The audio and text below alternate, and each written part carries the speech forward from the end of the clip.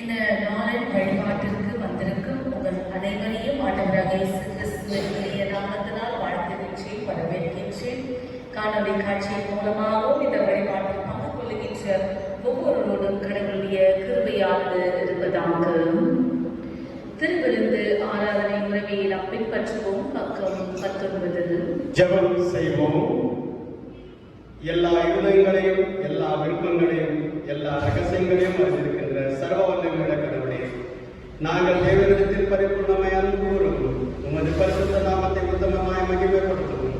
உமது பரிசுத்த ஆவியின் ஏவுதலால் எங்கள் இருதயத்தின் சிந்தனைகளை சுத்தம் பண்ணியருட எங்கள் கர்த்தராகிய இயேசு கிறிஸ்துவின் மூலமாய் வேண்டிக் கொள்கின்றோம். உன்னதத்தில் இருக்கிற தேவனுக்கு மகிமையும் பூமியிலே சமாதானமும் மனிதர் மேல் பிரியமும் உண்டாவதாக. கர்த்தராகிய பராபரனே, பரமராஜாவே, சர்வத்துக்கு வல்லவராகிய தேவனே, உம்மை துதிக்கிறோம், உம்மை புகழ்கிறோம், உம்மை வணங்குகிறோம். உம்மை மகிமை நிமித்தம் உமக்கு சிறந்த மகிமை நிமித்தம் உமக்கு ஸ்தோத்திரம் செலுத்துகிறோம். கர்த்தராகிய ஒரே பேரான குமாரனாகிய இயேசு கிறிஸ்துவே, கர்த்தராகிய பராபரனே, பிதாவின் சுதனே, உலகத்தின் பாவத்தை சுமந்திருக்கிற தேவாட்டுக்குட்டியே எங்களுக்கு இருக்கும். உலகத்தின் பாவத்தை சுமந்திருக்கிற எங்கள் ஜெபத்தை ஏற்றுக்கொள்ளும். தேவனாகிய பிதாவின் வலது பார்சத்தின் வீட்டுடனே எங்களுக்கு இருக்கும். நீரின் பரிசுத்த, நீரின் கர்த்தர் இயேசு கிறிஸ்துவே, தேவனே ஒருவரே, பரிசுத்த ஆவியோடு தேவனாகிய பிதாவின் மகிமையால உன்னதமானவராக இருக்கிறேன். ஆமென். நியாய பிரமாணத்தையும் தீர்க்க தரிசனங்களையும் நமது ஆண்டவர் தொகுத்து அருளியது.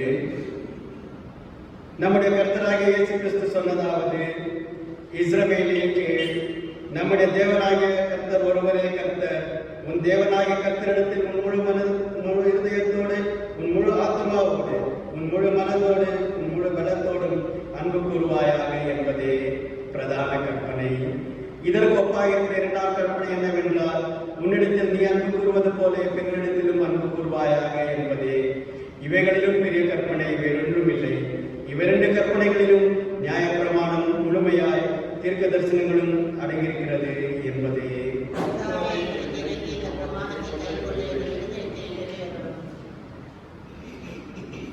சகோதர சகோதரிகளே, நாம் இப்பொழுது கடவுளுடைய மகாபரிசுத்த வசனத்தை கேட்கவும் அவருடைய சரீரத்தையும் ரத்தத்தையும் பெற்றுக்கொள்ள இங்கே கூடி வந்திருக்கின்றோம்.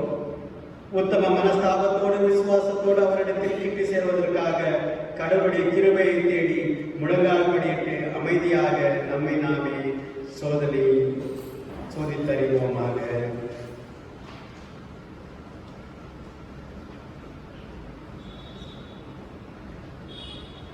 நமது பாவங்களின் நிமித்தம் முழு இதயத்தோடு உண்மையாய் மனஸ்தாபப்பட்டு பிறரிடத்தில் அன்பும் ஸ்நேகமாயிருந்து இனி கடவுளுடைய கற்பனைகளை கைக்கொண்டு புதிதாக்கப்பட்டவர்களாய் அவருடைய பரிசுத்த மார்க்கத்தில் நடப்போம் என்று தீர்மானித்திருக்கின்ற நாம், நம்முடைய ஆண்டவர் இயேசு கிறிஸ்துவின் மூலமாய் சர்வ வல்லமையுள்ள கடவுளோடு ஒப்புரவாகும்படி மறுபடியும் நம்முடைய பாவங்களை மனத்தாழ்மையாக அறிக்கையிடுவோம்.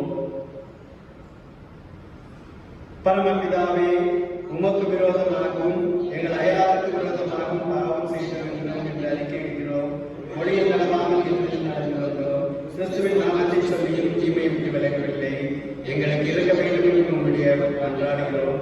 இயேசு கிறிஸ்துவின் நிமித்தம் எங்கள் பாவங்களை எல்லாவற்றையும் மன்னியும்.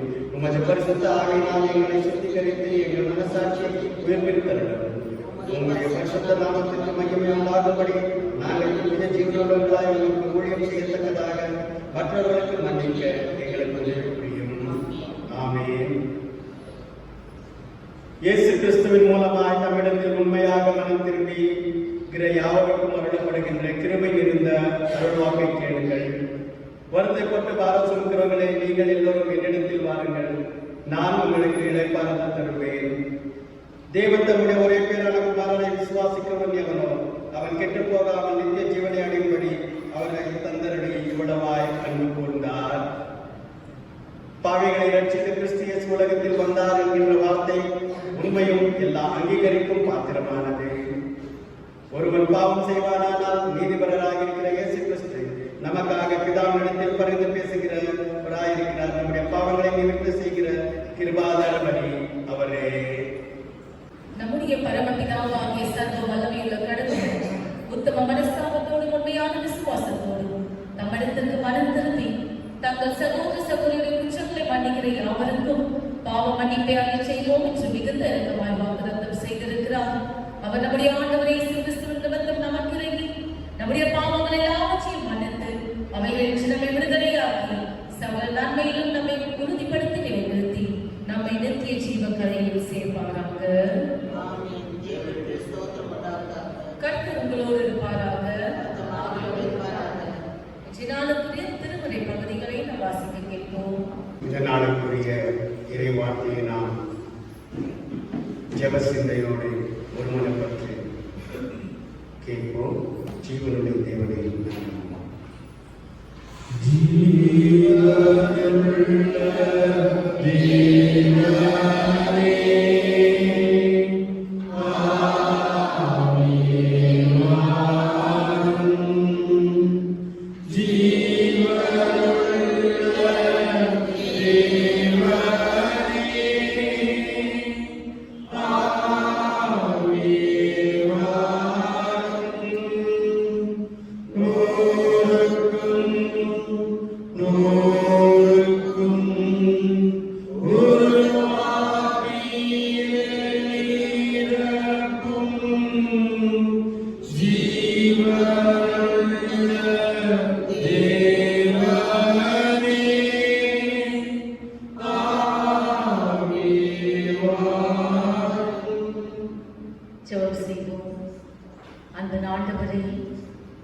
எங்கள் மத்தியில் பிரசன்னராய் இருப்பவரே, உம்முடைய வார்த்தைகளை தியானிக்கின்ற இத்தருணத்தில் கர்த்தர் நீர் தாமே உடைய சித்தத்தை எங்களுடைய வாழ்விலை வெளிப்படுத்த நாங்கள் ஜெபிக்கின்றோம்.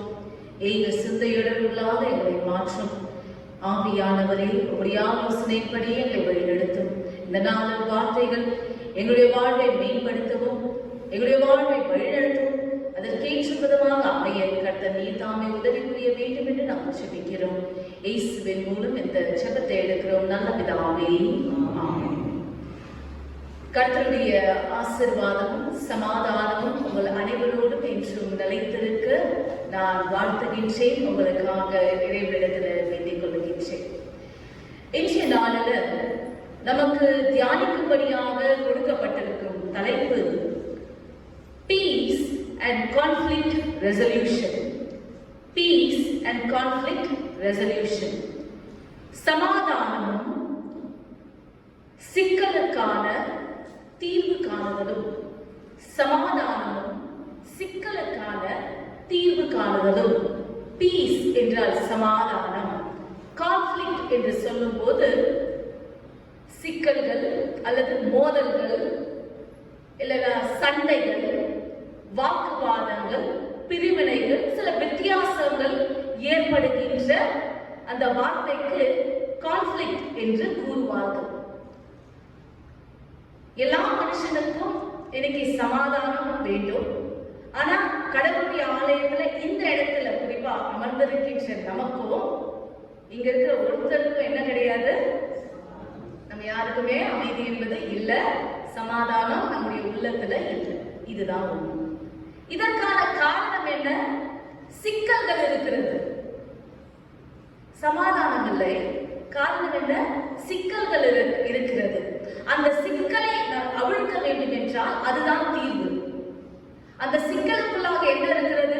முரண்பாடான எண்ணங்கள் இருக்கிறது, வித்தியாசமான யோசனைகள் இருக்கிறது, பல உறவுகள் எல்லாம் குழப்பமான ஒரு நிலைக்கு இருக்கிறது. இந்த சிக்கல்களை அவிழ்த்தால்தான் என் வாழ்வுக்கு சமாதானம்.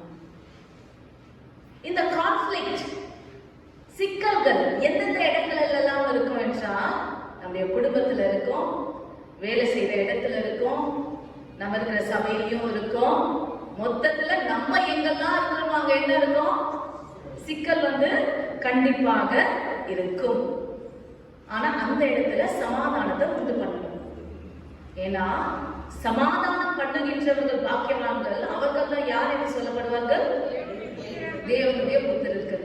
இங்க இவ்வளவு அதிகாரத்தோட நம்ம எல்லாரும் அமர்ந்திருக்கிறோம்னா இதுக்கு ஒரே ஒரு காரணம் தான். என்னது? நாம் கடவுளுடைய பிள்ளைகள். அந்த பிள்ளைகளாக நாம் இருக்கிறோம் என்றால் நம்முடைய வாழ்வில் ஏற்படுகின்ற சிக்கல்களை ஒவ்வொன்றாக அவிழ்க்க வேண்டிய ஒரு தீர்வை காண வேண்டிய ஒரு கடமையானது நம் கடவுளுடைய புத்திரர்கள் என்று சொல்லப்படுகின்ற நாம் தான் ஏற்படுகின்ற இந்த முரண்பாடான எண்ணங்களிலிருந்து ஒவ்வொன்றாக நாம் இந்த சிக்கலை அகற்ற வேண்டும். முரண்பாடுன்னா என்ன? ரெண்டு நபர்கள் மத்தியிலே ஏற்படுகின்ற ஒரு காரியம். இன்னைக்கு நானும் நீங்களும் தனிப்பட்ட விஷயத்துல இருக்கிறோம். எனக்கு சிவப்பு கலர் பிடிக்கும், உங்களுக்கு பிடிக்கணும்னு அவசியம் இருக்கா? கிடையாது. அதை நான் என்ன பண்ணோம்? ஒத்துக்கணும். ஆனா உள்ள நான் எப்படின்னா வெளியில சொல்றேன், எனக்கு பிடிச்சது உங்களுக்கு எது பிடிச்சாலும் எனக்கு கவலை தருவோம். ஆனா நம்ம என்ன யோசிப்போம்? எனக்கு பிடிச்சதுன்னு சொல்றல, அப்ப இந்த கலர் தான் இங்க வரணும். அப்படி வரலன்னா அது என்னது? முரண்பாடு. நான் யோசிக்கிறது நீங்க யோசிக்க தேவையில்லை, இது முரண்பாடு. முரண்பாடு நிச்சயமா இருக்கும்.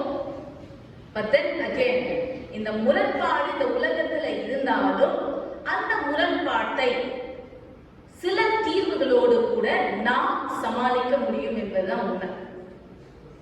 அம்மாவா என் குழந்தைகளுக்கு நானு எல்லா நாளும் காய்கள் தான் கொடுக்கணும், கீரைகள் தான் கொடுக்கணும், சில நாள் பழம் கொடுக்கணும்னு நான் யோசிச்சு வச்சிருப்பேன். ஆனா பிள்ளைக்கு 7 நாள் இதை சாப்பிட பிடிக்குமா? பிடிக்காது. எனக்கு வேற வேற ஒரு நாள் ஐஸ்கிரீம் தான் வேணும், சாக்லேட் தான் வேணும், எனக்கு பீஸா தான் வேணும். முரண்பாடு. இந்த முரண்பாடை நான் தவிர்க்க வேணும்னா என்ன பண்ணலாம்? ஒருவேளை பிள்ளைய கூப்பிட்டு நான் சொல்லலாம், சரி உனக்கு என்ன பண்ற, வாரத்துல 1 நாள் இல்லை 2 நாள் உனக்கு எது இஷ்டமோ அதை நான் வாங்கி தரேன். ஆனா ஒரு 5 நாளைக்கு நான் எது பிடிக்குமோ அதை உனக்கு கொடுக்குறேன். இத பேசும்போது நான் சொல்வதை நீ கேட்க வேண்டும் பொறுமையோடு. அப்பொழுதுதான் முரண்பாடு என்கின்ற அந்த வார்த்தைக்கு, கான்ஃபிளிக்ட்டுக்கு ஓரளவாவது தீர்வு சேரும்.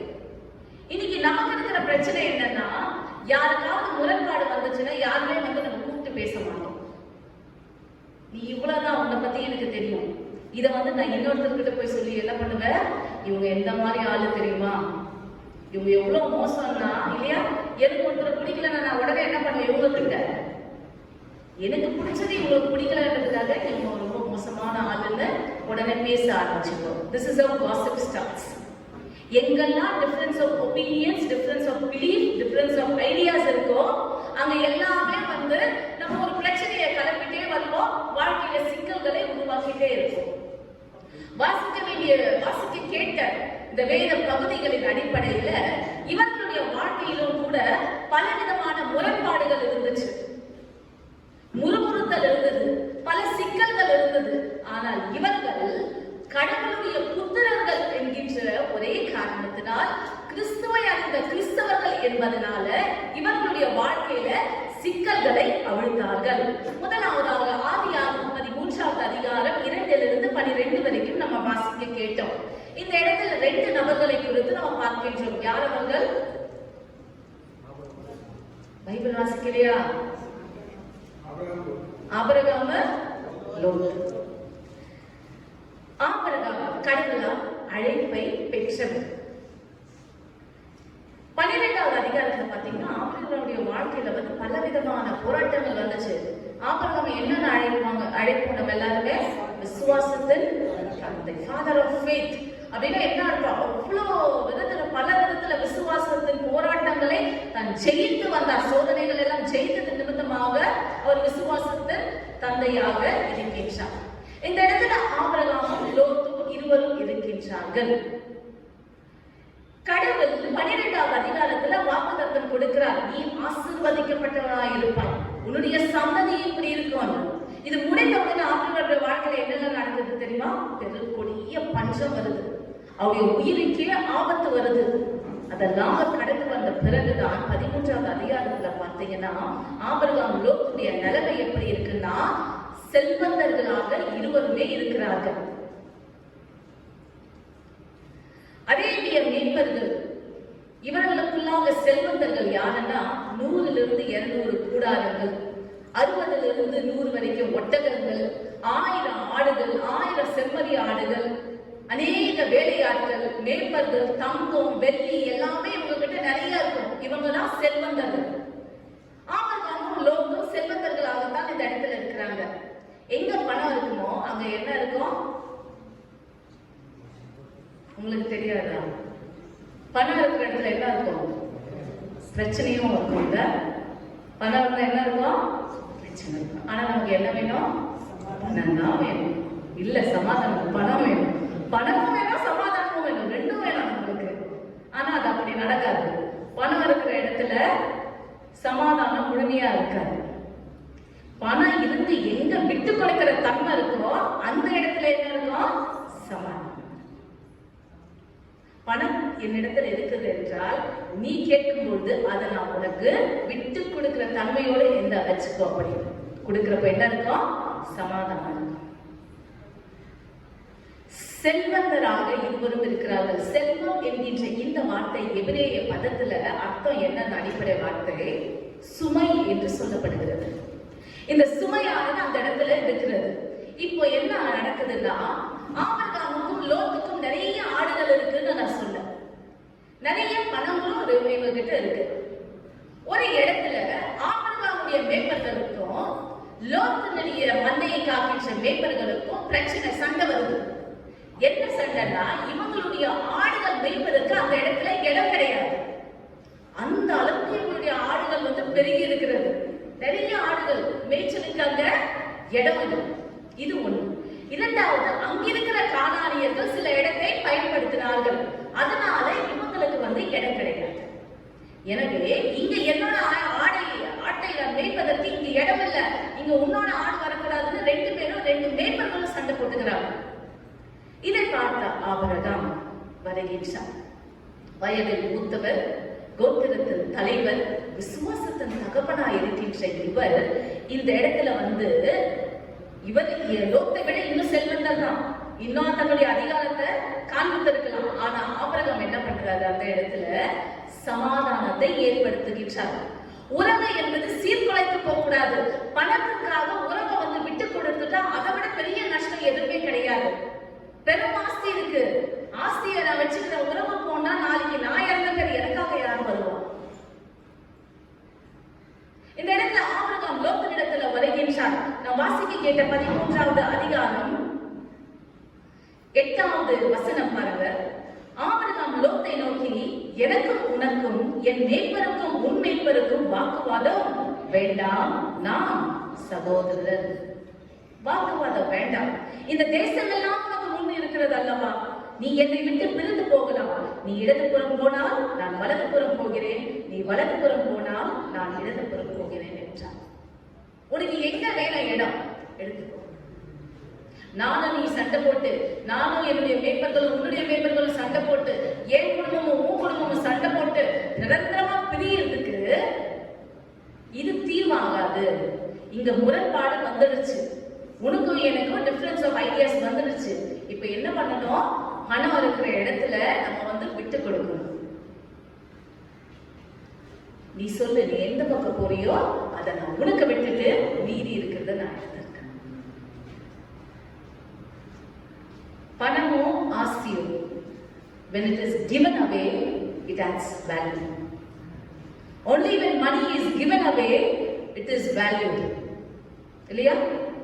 பணமும் ஆஸ்தியும் நீ அதை எவ்வளவு நீ வீரோல பூட்டி வச்சா அதுக்கு மதிப்பு கிடையாது. எவ்வளவு நீ கொடுக்கறியோ அதற்கான மதிப்பு அதிகம். பிரியமானவர்கள், அதை நீ காணிக்கையாக கடவுளுக்கு கொடுத்தாலும் சரி, உறவாக உன்னுடைய உறவுகளுக்கு கொடுத்தாலும் சரி, தேவை என்று ஒரு இடத்துல கேட்பவர்களுக்கு நீ கை நீட்டி கொடுப்பாய தெரியுமா? அப்பொழுது கடவுள் உனக்கு அதை அள்ளி கொடுக்கின்றவராயிருப்பார். இதன் நிமித்தம் ஆபிரகாம் தன்னுடைய அன்பான வார்த்தையினால், தாராள உள்ளத்தினால் தன்னுடைய வாழ்க்கையில் பெரும் ஆசீர்வாதத்தை தான் பெற்றார். விடாப்பியாக எனக்கு இப்படிதான் வேணும் பிரச்சனை பண்ணி போன லோகனுடைய கதி நம்ம எல்லாருக்குமே தெரியும். அவருடைய வாழ்க்கையில நிம்மதியை இழந்தார். இன்னைக்கு ஆபிரகாமை போல பிரியமானவர்களே, நம்முடைய வாழ்க்கையில அன்பான வார்த்தைகளினாலும் தாராள உள்ளத்தோடும் நம்முடைய உறவுகளுக்கு, என் சொந்தத்திற்கு நான் கொடுக்கிறேன், அவர்களை கேட்கும் முன்போ நான் அவர்களுக்கு விட்டுக் கொடுப்பேன் என்கின்ற தன்மையானது இன்னைக்கு நம்முடைய வாழ்க்கையில வர வேண்டும். நம்முடைய சொந்தங்களை மதிப்போம். சகோதரர்களுக்காக பிரச்சனை வந்த போது ஆபிரகாம் 3வது ஒரு மனுஷனை நடுவில் கூட்டு வருவது. இந்த இடத்துல தானே நின்று தன்னுடைய தீர்ப்பை இந்த இடத்தில் கூறினார். இதுதான் கடவுளுடைய புத்திரராக சமாதானத்தை ஏற்படுத்தி உறவை தன்னுடைய வாழ்க்கையில தக்க வைத்துக் கொண்டார். இரண்டாவதாக நாம் வாசிக்க கேட்டோம் அப்போஸ்தலர். அப்போஸ்தலர் 6ஆம் அதிகாரம் 1 to 6 வரை.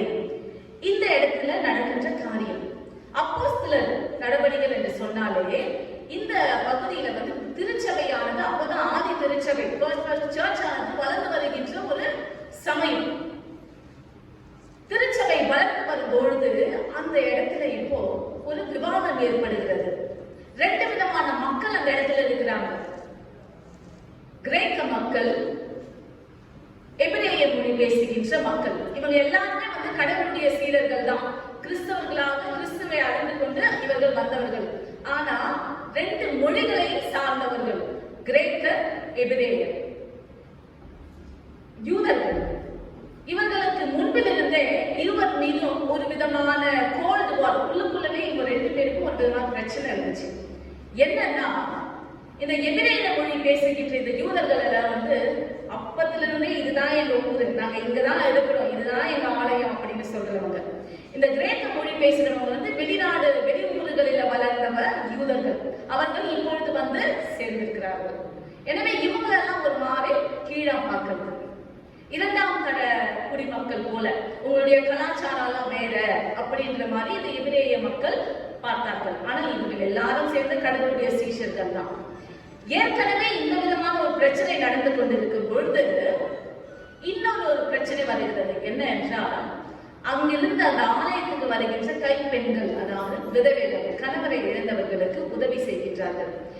அதே இடத்தை சேர்ந்த எபிரேய மொழி பேசுகின்றவர்களுக்கு இவர்கள் தாராளமாக செய்வதாகவும், கிரேக்க மொழியில் இருக்கின்ற அவர்களை அசட்டை பண்ணுவதாகவும் இந்த கிரேக்க சீடர்களுக்கு தோன்றினர்.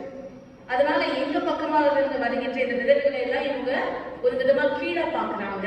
சரியான விதத்துல உடைமைகளையோ இல்ல நிதி உதவியோ செய்வதில்லை அப்படின்ற ஒரு முறுமுறுப்பு அந்த இடத்துல வருது. இது உடனே அந்த 12 சீஷர்களுடைய கவனத்திற்கு செல்லப்படுகிறது.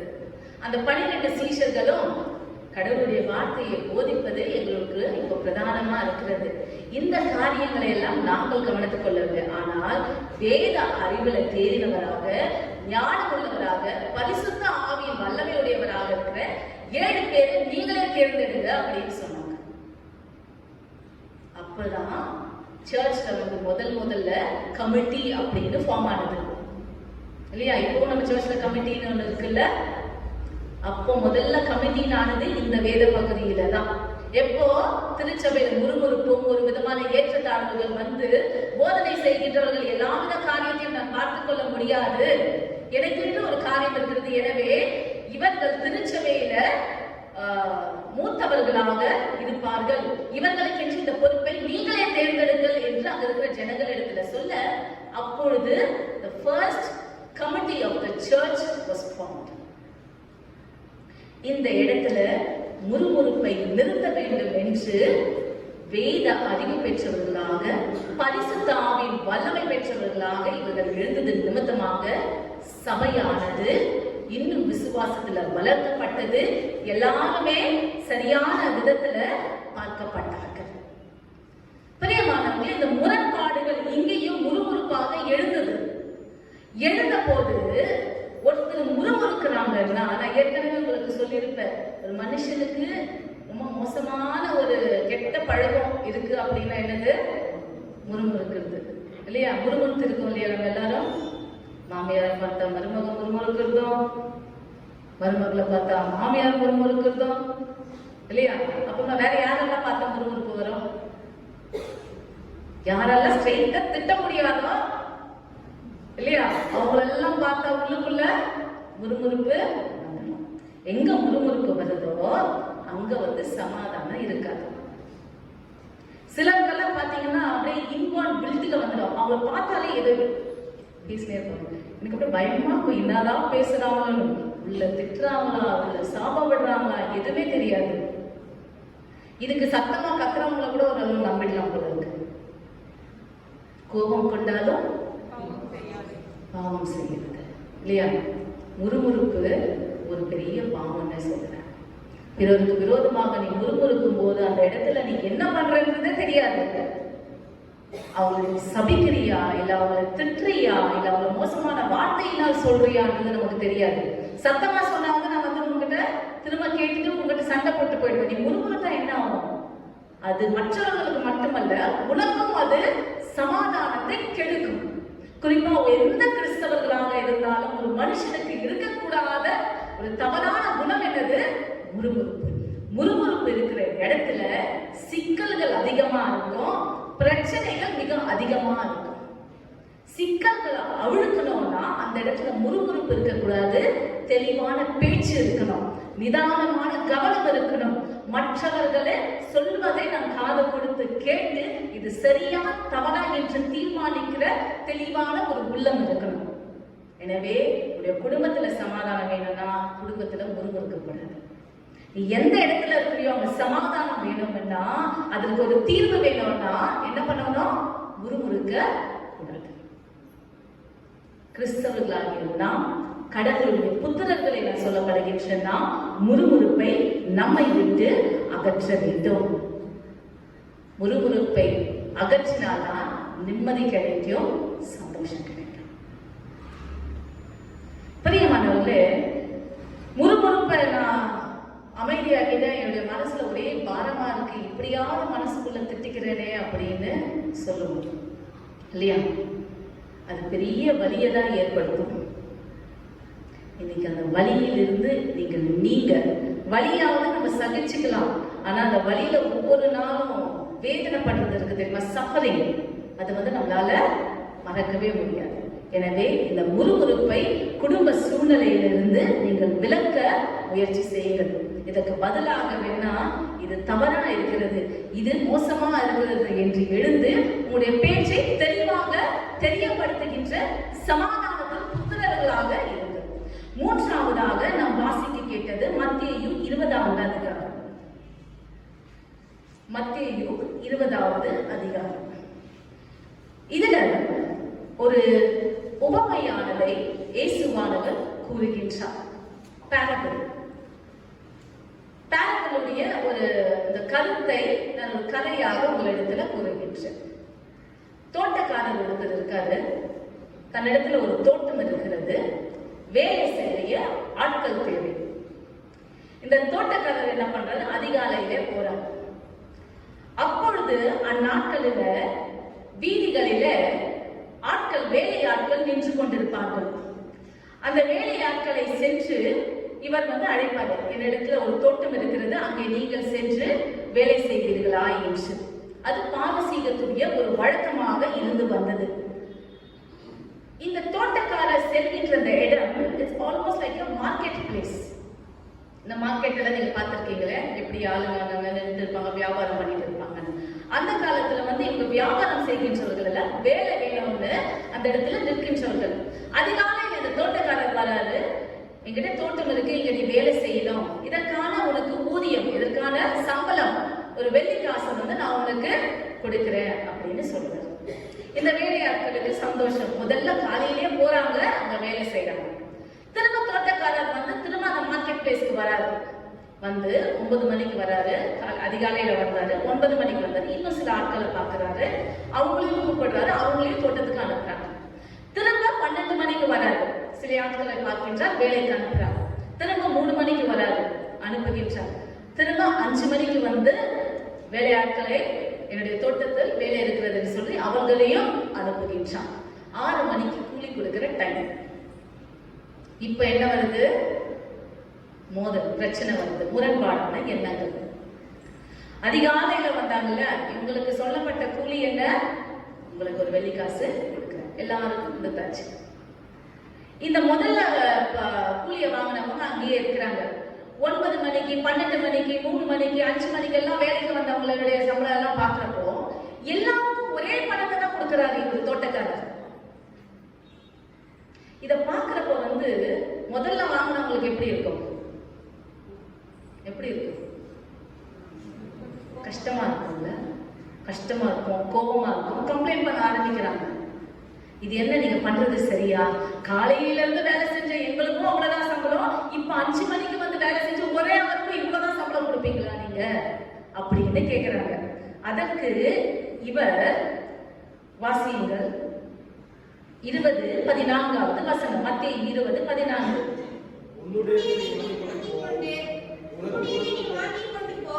உனக்கு கொடுத்தது போல பிந்தி வந்தவனாகிய இவனுக்கு கொடுப்பது என்னுடைய இஷ்டம். என்னுடையதை என் இஷ்டப்படி செய்ய எனக்கு அதிகாரம் இல்லையா? நான் தயாளனாய் இருக்கிறபடியால் நீ வன்கண்ணனாய் இருக்கலாமா என்றான். நான் தயாளனாய் இருக்கிறபடியினால் நீ வன்கண்ணனா இருக்கலாமா? உனக்கு நான் எவ்வளவு பேசினேன்னா அவ்வளவு பணத்தை நான் உனக்கு கொடுத்துட்டேன் இல்லையா?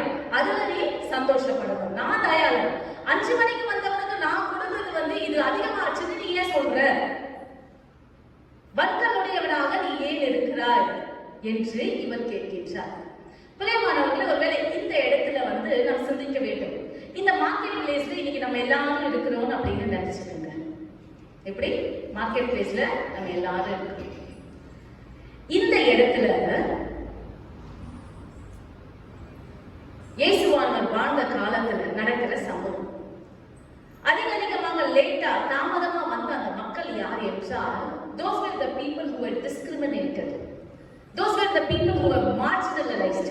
ஒதுக்கப்பட்ட மக்கள், நடக்க முடியாத மக்கள், முடியாதவர்கள், ஏதோ ஒரு விதத்துல அவமானப்படுத்தின மக்கள். இவர்கள் எல்லாம் தாமதப்பட்டு அந்த இடத்துல நிற்கின்றார்கள். எனவே இப்பொழுது அந்த தோட்டக்காரர் இவர்களை பார்த்து இவர்களையும் அழைத்துக் கொண்டு போகின்றார். இந்த இடத்துல இன்னைக்கு நாம யாராக இருக்கிறோம்?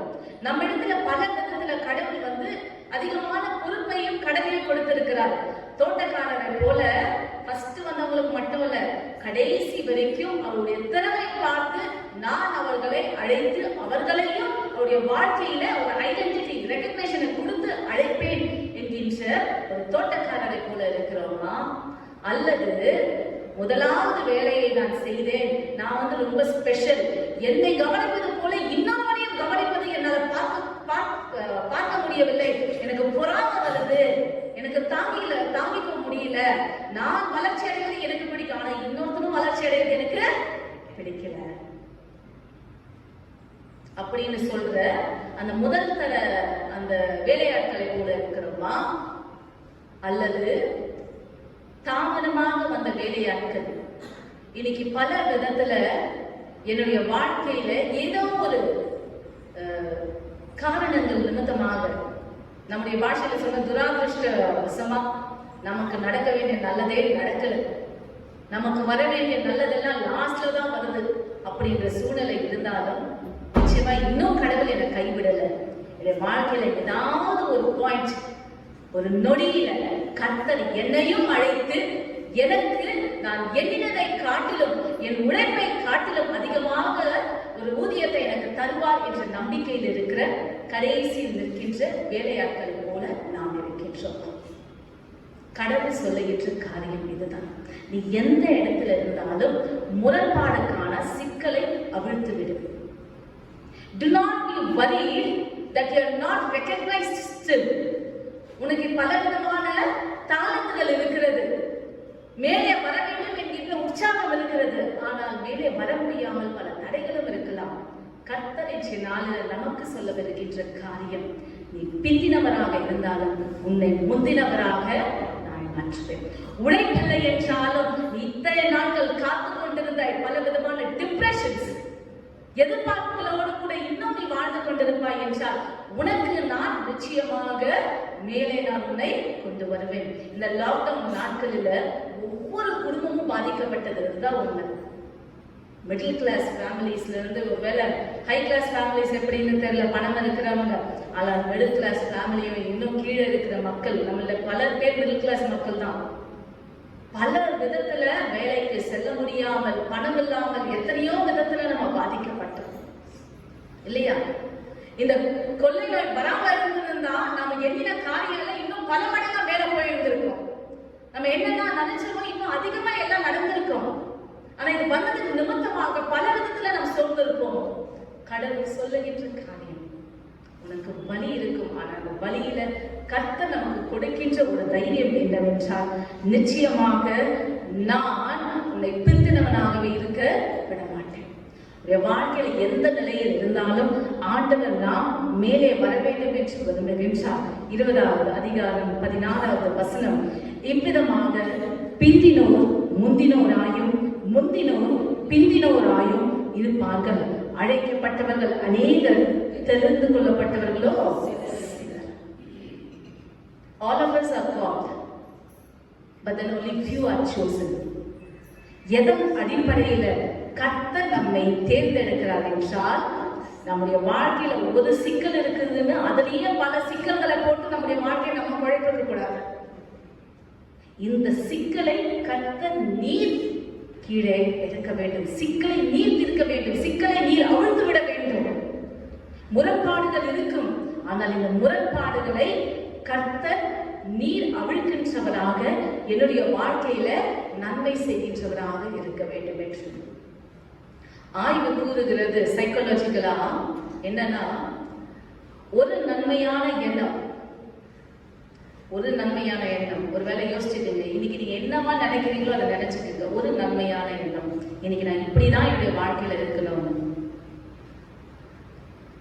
ஒண்ணு வந்துச்சா நன்மை. நடக்கக்கூடாத ஒரு தீமையான எண்ணங்கள், இது நடக்காது, முடியாது, இன்னும் அசிங்கமா மோசமா போகணும், எவ்வளவு வேணாலும் நினைச்சுக்கோங்க. இதுல எது ஜெயிக்கும்னு நினைக்கிறீங்க? 10,000 வாட்டி யோசிச்சீங்க தெரியுமா? உங்களுடைய வாழ்க்கையில ஒவ்வொரு நாளும் பயந்து பயந்து, ஐயோ இப்படி ஆயிடுமா அப்படி ஆகுமான்னு, அதுதான் ஜெயிக்கும். ஒரு நாளைக்கு ஒரு நன்மையான எண்ணம் பத்தாது. ஒவ்வொரு நாளும் உன்னுடைய உணர்வுகள், உன்னுடைய எண்ணங்கள், உன்னுடைய மேலான நோக்கங்கள் என்னவாக இருக்கிறது, என்னுடைய உயர்வு இப்படிதான் இருக்க வேண்டும், எதை இந்த பாசிட்டிவ் தாட், ஒவ்வொரு நாளும் எதை சிந்தித்து நீ காத்து கொண்டிருக்கிறாயோ அதுதான் மேலோங்கி இருக்கும். ஒருவேளை எல்லாம் இந்த நாள் முழுவதும் நான் 10,000 தடவை நான் நல்லா இருக்கணும்னு யோசிச்சுட்டு, ஒரு தடவை நான் தூங்குறதுக்கு முன்னாடி ஒருவேளை எதனா நடக்கக்கூடாது நடந்துடுமோ அப்படின்னு நினைச்சாலும் எது நடக்கும் தெரியுமா? நடக்கக்கூடாது நடக்கணும்னு நான் எதை வச்சு பயந்தேன் தெரியுமா? அதுதான் நடக்கும். பிரியமானவர்களே, காத்து கொண்டிருந்த அந்த வேலையாட்களை பாருங்க, கடைசி துளி வரைக்கும் அவர்கள் காத்து கொண்டிருந்தார்கள். அந்த நொடி வரைக்கும் அந்த தோட்டக்காரர் மூலமாக கடவுள் அவர்களை தெரிந்து கொண்டு அவர்களுடைய ஊதியம் காலையிலிருந்து சாயங்காலம் வரைக்கும் எவ்வளவு சம்பாதிச்சீங்களோ அவ்வளத்தையும் கொடுத்தார். ஒருவருக்கான ஊதியத்தை கிடையாது. இன்னைக்கு நம்முடைய வாழ்க்கையிலும் கூட நிச்சயமாக ஆண்டவர் நம்மிடத்துல நன்மையான எண்ணங்கள் பெருகும் போது, ஆபிரகாமிடத்துல பெருகிற்ற நன்மையான எண்ணம், உனக்கு எது வேணுமோ எல்லாத்தையும் எடுத்துக்கோ, நீ விட்டதை நான் எடுத்துக்கிறேன், இந்த நன்மையான எண்ணம். முரண்பாடுகள் சபையில வந்த உடனே சீஷர்களெல்லாம் ஒன்று கூடி, யார் பரிசுத்த ஆவியின் வல்லமையில வேத வல்லுநர்களாக ஞானமுள்ளவர்களாக இருக்கிறாங்களோ அவங்களை கூட்டி சேருங்கன்னு எதுக்கு சொன்னாங்க? அவ்விதமான மனிதர்களிடத்துல நன்மையான எண்ணம் மாத்திரம்தான் இருக்கும். எனவே இந்த மனிதர்கள் அந்த இடத்துல சமாதானத்தை கொண்டு வர முடியும் என்று அவர்களை தேர்ந்தெடுத்தார்கள். தோட்டக்காரர் வாயிலாக இன்றால நமக்கும் ஆண்டவர் சொல்ல வருகின்ற காரியம், கடைசி நொடி வரைக்கும் நம்முடைய வாழ்க்கையில கர்த்தருடைய சித்தத்துக்காக காத்தது. நிச்சயமாக கர்த்தர் பெரிய காரியங்களை மாற்றுவார். ஒண்ணுமில்லை, இந்த இடத்துல, இந்த நேரத்துல, இந்த நொடியில இதை நீ நினைத்தால் தலைகீழாக எல்லாவற்றையும் மாற்றி போட்டு நம்முடைய வாழ்க்கையில ஆண்டவர் சமாதானத்தை கொடுப்பார். பல முரண்பாடுகள், பல சிக்கல்கள், பல சண்டைகள் இந்த நேரத்துல நம்முடைய வாழ்க்கையில இருக்கலாம். அது எல்லாவற்றுக்கும் தீர்வு கடவுள். என்னுடைய சமாதானத்தை ஒரு இடத்துல வைத்து போகின்றேன், சமாதானத்தை பெற்றுக் கொள்ளுங்கள் என்று இயேசுவானவர் சொன்னார். அந்த சமாதானத்தை நம்முடைய வாழ்க்கையில நாம் பெற்றுக்கொள்வோம். ஒவ்வொரு நாளும் நன்மையான எண்ணங்களினால் வாழ்வோம். வேதத்தை வாசிப்போம். பரிசுத்த ஆவியின் வல்லமைக்காக வேண்டி ஒவ்வொரு நாளும் நாம் ஜெபம் செய்யும் போது அந்த பரிசுத்த ஆவியின் வல்லமை ஆற்றலானது நன்மையான எண்ணங்களோடு நாம் பிரயாணிக்க நம்மை வழிநடத்தும். நிச்சயமாக ஆண்டவர் நம்மை அநேக சிக்கல்களிலிருந்து விலக்கி காப்பார். சமாதானத்தை நம் வாழ்வில் கொடுப்பார். சமாதானத்தின் குடும்பமாக, சந்ததியாக, என் சந்ததி, என் குடும்பம், என் வாழ்வு மாறும் என்று ஒவ்வொரு நாளும் காலையில் எழுந்து கொள்ளும் போதும், இரவு படுக்கும் பொழுதும், செபிக்கும் பொழுதெல்லாம் ஒவ்வொரு நாளும் சொல்லுங்க, ஆண்டவரே நான் நன்றாக இருப்பேன், நீர் என் ஆண்டவர், என்னுடைய வாழ்க்கையில நான் உயருவேன், என்னுடைய வாழ்க்கையில சிக்கல்கள் மாறும், என்னுடைய வாழ்க்கையில சமாதானமான அது பெருகும், இருக்கின்ற குறையெல்லாம் நீங்கும். நீர் இருக்கிறேன், நிச்சயமாக நான் போக வேண்டிய இடத்தை மாத்திரம் நான் யோசிக்கிறேன். நான் சொன்னீங்களா உங்களுக்கு, எந்த இடத்துக்கு நீங்க இருக்கணும்னு ஆசைப்படுறீங்க அந்த இடத்தை மட்டும் ஒவ்வொரு நாளும் கனவு காணுங்க. கடவுள் அந்த இடத்துல என்ன போய் அங்க வைத்திருக்கிறார் என்று. நான் எப்படி போக முடியும்? இங்க இவ்வளவு பிரச்சனை இருக்கு, என் குடும்பமே என்ன விடாது, என் பக்கத்துல இருக்கிறவரே என்ன வளர விட மாட்டாங்க. அது உங்க பிரச்சனை கிடையாது. அது யாருடைய பிரச்சனை? கடவுள் பார்த்துக்குவார் இல்லையா? நான் இந்த இடத்துல இருக்கணும், இதை கர்த்தர் விரும்புகின்றார். நான் இங்கேதான் இருப்பேன், இப்படிதான் உயர்ந்து என்னுடைய வாழ்க்கையில நான் வாழ்வேன். இதுதான் கடவுளுடைய திட்டம், என்னுடைய திட்டம். இதற்கு விட்டுக் கொடுக்கின்றவனாக, மற்றவர்களிடத்தில் சமாதானம் பண்ணுகின்றவனாக, கடைசி வரைக்கும் நம்பிக்கையோடு கர்த்தர் வருவார் என்று காத்திருக்கின்றவனாக நான் இருப்பேன் என்று முழு உள்ளத்தோடு கர்த்தரிடத்தில் உங்களை ஒப்புக் கொடுங்க. நிச்சயமாக கர்த்தர் பெரிய காரியங்களை இந்த வாழ்க்கையில செய்வார். ஆண்டவர் தாம் இந்த வார்த்தைகளை ஆசீர்வதிப்பாராக. ஆமென். ஜெபம் செய்வோம். அன்பு ஆண்டவரே, நேசிக்கின்ற கர்த்தரே, உங்களுடைய பாதத்தண்டையில் அமர்ந்திருக்கின்ற நாங்கள் ஒவ்வொருவரும் எங்களுடைய வாழ்க்கையில நிம்மதி வேண்டும், சந்தோஷம் வேண்டும், குறைகளெல்லாம் நீங்கி நிறைவான பாத்திரமாக நாங்கள் வழிய வேண்டும். எங்களுடைய வாழ்வில் பரிபூர்ணத்தை நாங்கள் உணர வேண்டும் என்று உங்களிடத்தில் வந்திருக்கின்றோம். அன்பின் நேசர் தாமே எங்களுக்குள்ளாக நீ பிரயாணிக்கும்படியாகவும் உங்களுடைய ஆற்றலின் உத்வேகத்தால் ஒவ்வொரு நாளும் எங்களுடைய உழைப்பினாலும் கர்த்தர் மீது நாங்கள் கொண்டிருக்கிற நம்பிக்கையினாலும் நாங்கள் வளரும்படியாகவும் எங்களுக்கு உதவி புரியும். இந்த கொள்ளை நோயானது, இந்த லாக்டவுன் நாட்கள் ஆனது எங்களுடைய உயர்வை தடுக்காது என்ற நம்பிக்கை எங்களிடத்தில் இருக்கிறது.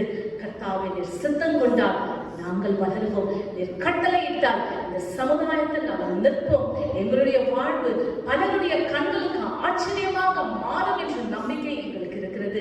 மனதில் சமாதானத்தை தாரும், எங்களுடைய வீடுகளில் சமாதானத்தை தாரும், வேலை செய்கின்ற இடத்துல சமாதானத்தை தாரும். நாங்கள் நிற்கின்ற இடமெல்லாம் சமாதானத்தை தர வேண்டும் என்று நாங்கள் உங்களிடத்தில் வேண்டி நிற்கின்றோம். ஆண்டவரே, நாங்கள் உம்முடைய பிள்ளைகள், நாங்கள் இருக்கின்ற இடத்துல கர்த்தரை எங்களுடைய மனதளவிலும் சரீரத்தின் அளவிலும் இறை அமைதியை கொடுத்து எங்களை நீர் பலப்படுத்த வேண்டும் என்று நாங்கள் ஜெபிக்கின்றோம். கர்த்தர் எங்களோடு கூட இருக்கிறார் என்ற நம்பிக்கையின் பேரில் இந்த உலகத்திற்குள்ளாக கடந்து சென்று எல்லா விதத்திலும் கர்த்தாவே நாங்கள் சாதிக்க எங்களுக்கு உதவி புரியும். இயேசுவின் மூலம் இந்த ஜெபத்தை எடுக்கிறோம் நல்ல பிதாவே.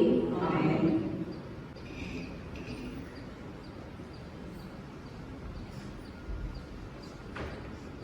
கேட்ட இறை வார்த்தையை மனதில் கொண்டவர்களாக நாம் அனைவரும் நிச்சய விசுவாச பிரமாணத்தை அறிக்கையிடுவோம்.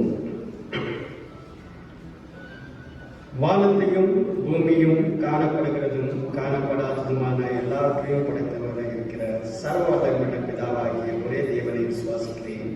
ஒரே கர்த்தனுமாய் தேவனுடைய ஒரே குமாரனுமாய் இருக்கிற இயேசு கிறிஸ்துவை விசுவாசிக்கிறேன். அவர் சகல உலகங்களும் உண்டாவதற்கு முன்னே நமது பிதாவினாலே ஜனிக்கப்பட்டவர், தெய்வத்தில் தெய்வமானவர், ஜோதியில் ஜோதியானவர், மெய்தேவனில் மெய்தேவனானவர், உண்டாக்கப்படாமல் ஜனிக்கப்பட்டவர், பிதாவோடு ஒரே தன்மையுடையவர், சகலத்தையும் உண்டாக்கினவர், மனிதருக்காக நமக்காக நமக்கு ரட்சிப்புண்டாகும்படி பரமத்தில் இறங்கி பரிசுத்த ஆவியினாலே கன்னிமாரியால் இடத்திலே அவர்களுக்கு மனிதனானார். நமக்காக முந்தைய பிலாத்தின் காலத்தில் சிலுவையில் அறிந்து பாடப்பட்டு அடக்கம் பண்ணப்பட்டு வேத வாக்குகளும் 3ஆம் நாள் உயிர்த்தெழுந்தார். பரமண்டலத்துக்கு ஏறி பிதாவின் வலது பாசத்தில் விட்டிருக்கிறார். உயிருள்ளவரையும் மனிதரையும் நியாயத்திற்கு மகிமையோடு திரும்ப வருவார். அவருடைய ராஜ்யத்துக்கு முடிவே இல்லை. கர்த்தருமாய் சென்று கொண்டவருமாய் பிதாவின் மாறிலும் என்று புறப்படுகிறவருமாய் பிதாவோடும் குமாரனோடு கூட தொடர்ந்து தோத்தரிக்கப்படுகிறவருமாய் தீர்க்க தரிசனங்கள் மூலமாய் உரைப்பெற்றவர்கள் பரிசுத்த ஆவியை விசுவாசிக்கிறேன். ஒரே பரிசுத்த பொதுவான அப்போஸ்தலத்தில் சொல்கிறோம் என்று விசுவாசிக்கிறேன். பாவ மன்னிப்புக்கு நியமிக்கப்பட்ட ஒரே ஞானஸ்தானத்தை அறிக்கைகிறேன். மரித்தவர்கள் ஜீவனை உண்டு என்று விசுவாசிக்கிறேன். ஆமென்.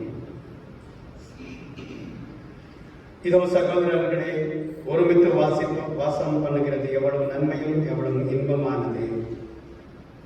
ஆதலால் ஒரே அப்பத்தில் நாம் எல்லோரும் பங்குபடுகிறவர்களாய் அநேகராகி நாம் ஒரே அப்பமும் ஒரே சரீரம் உள்ளவராய் இருக்கிறோம்.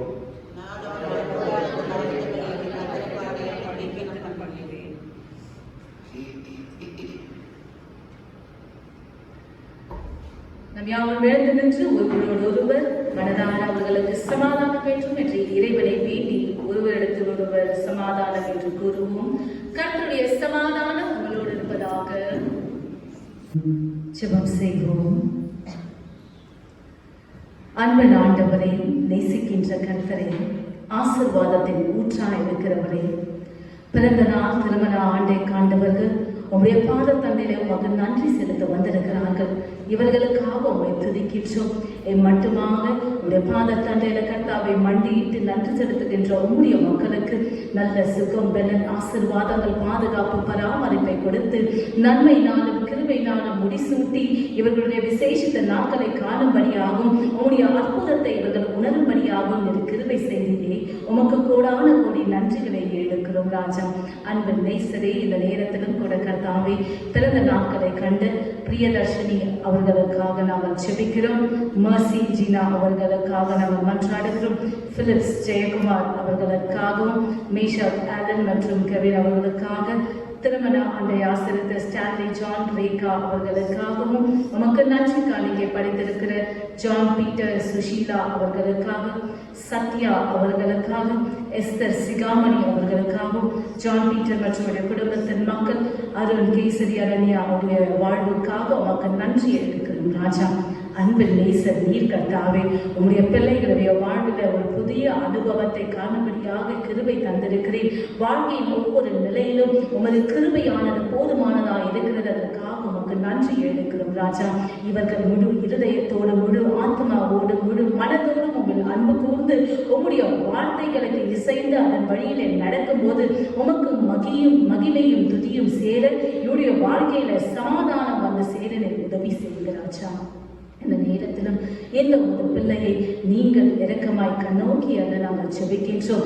நீர் அருளும் ஆசீர்வாதங்கள் பரலோகத்திலிருந்து இறங்கி உம்முடைய மக்களை சூழ்ந்து கொள்ள உதவி புரியும். வாழ்நாள் முழுவதும் உமது பரம கிருபையினால் நாங்கள் வழிநடத்தி இருக்கிறோம். எல்லா விதமான சோதனைகளிலிருந்தும், இருளின் அந்தகார சக்திகளிலிருந்தும், வியாதிக்கும் தீமைக்கும் விலக்கி எங்களுடைய ஆண்டவர் எங்களை காத்துக்கொள்வார் என்ற நம்பிக்கையில இந்த புதிய வருடத்திற்குள்ளாக இவர்கள் பிரவேசிக்க நீர் உதவி செய்கிறாச்சா. இவர்களுடைய நாட்களை நீர் ஆசீர்வதியும். உங்களுடைய மக்களுக்கு வேண்டிய கல்வி ஞானத்தை கர்த்தாவே தொடர்ந்து நீர் தாரும். உம்முடைய மகிமைக்கு கர்த்தாவே இவர்கள் வாழ்நாள் முழுவதும் நல்லொழுக்கம், பரிசுத்தம், பக்தியில இவர்கள் சிறந்து விளங்கும்படியாக நீர் உதவி செய்கிறாச்சா. கையிட்டு செய்கின்ற வேலைகளை நீர் ஆசீர்வதித்து தாரும். இவருடைய குடும்பத்தின் மக்களுடைய வாழ்க்கையில எப்பொழுதும் நன்மையானது பெருக நீர் உதவி செய்யுங்க.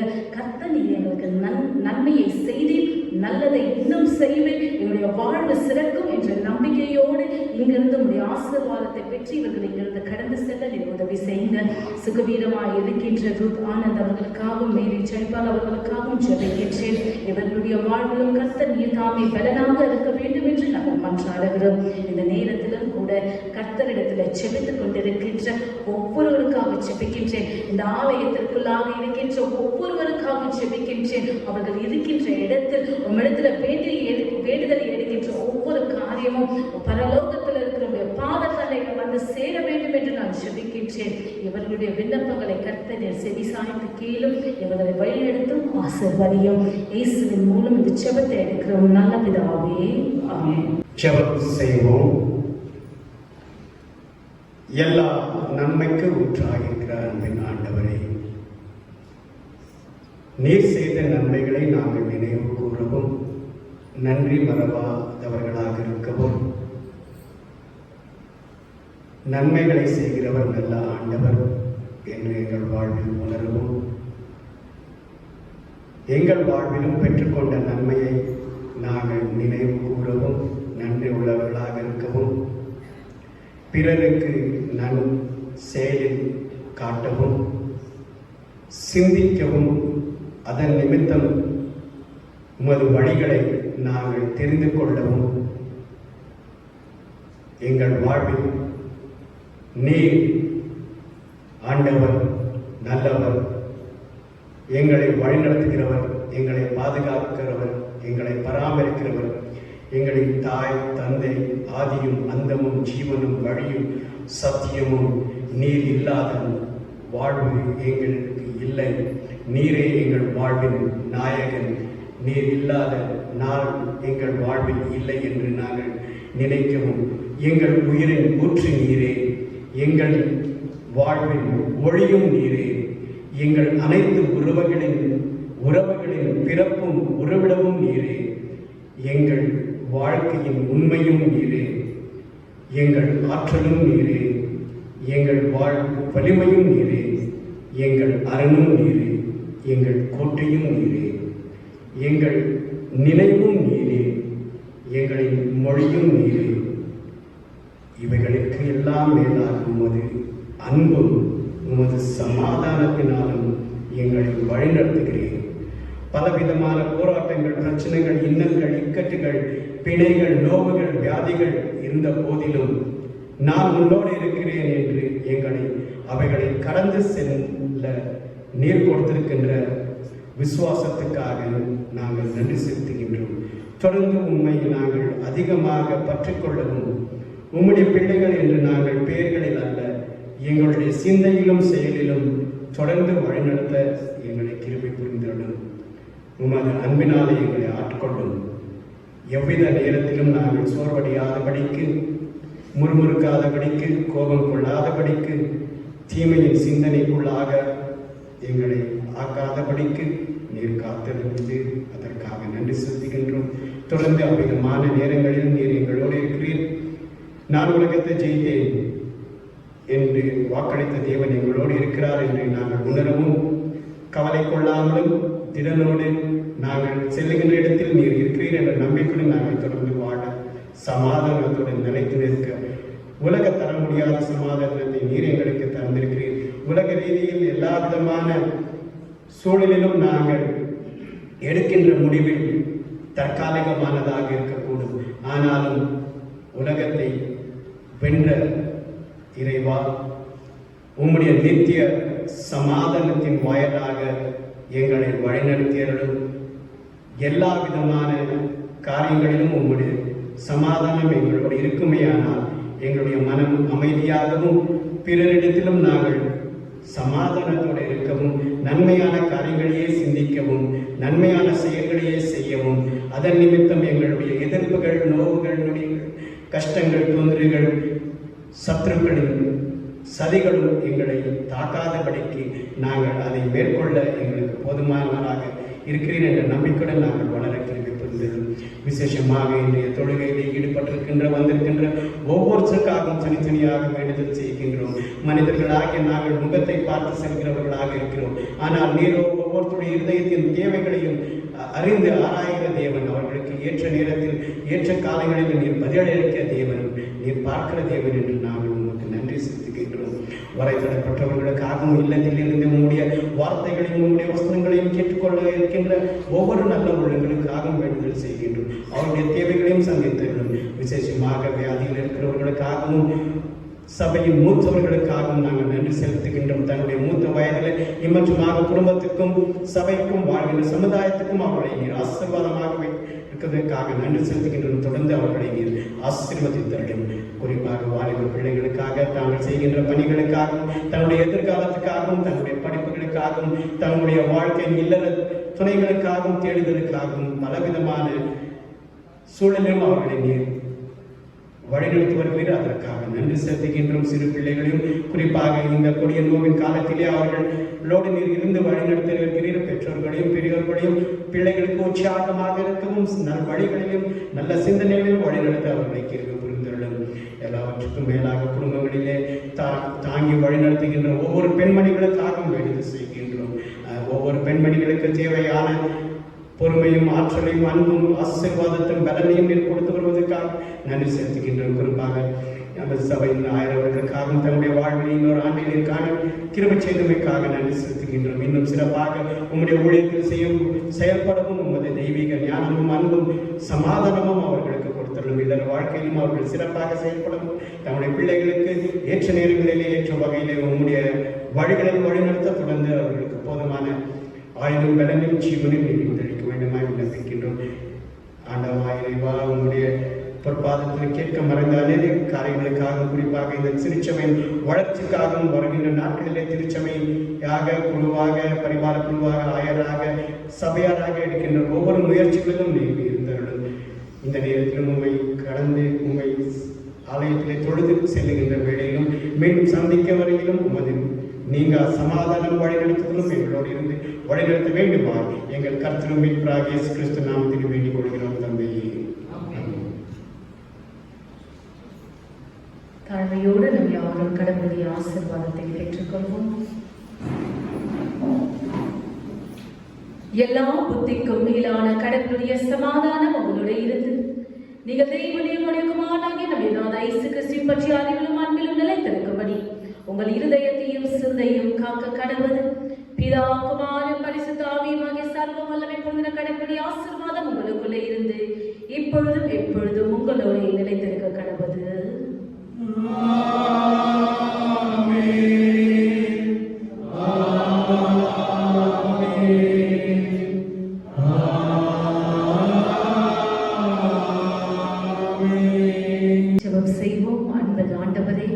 வருகின்ற வாரத்தில் எங்களோடு கூட பிரசன்னம் தொடர்ந்து இருக்கட்டும். சமாதானத்தோடு ஒவ்வொரு காரியத்திலும் நாங்கள் செயல்பட எங்களுக்கு உதவி புரியும். மனதளவிலும் சரீரத்தின் அளவிலும் கர்த்தர் நீர் எங்களுக்கு பலத்தை தாரும். நாங்கள் மேற்கொள்ளவிருக்கின்ற எல்லா சவால்களையும் இயேசு என்கின்ற நாமம் எங்களோடு கூட இருக்கிறது. கடவுளுடைய துணையுடன் மேற்கொள்வோம் என்ற தைரியத்தோடு உலகத்திற்குள்ளாக செல்லுகின்றோம். எங்களுக்கு தேவையான பாதுகாப்பையும் உம்முடைய பிரசன்னத்தையும் கட்டளை தரும். இயேசுவின் மூலம் இதை கேட்கிறோம் நல்ல பிதாவே, ஆமென். கர்த்தர் உங்களோடு இருப்பாராக. சமாதானத்தோடே சென்று வாருங்கள்.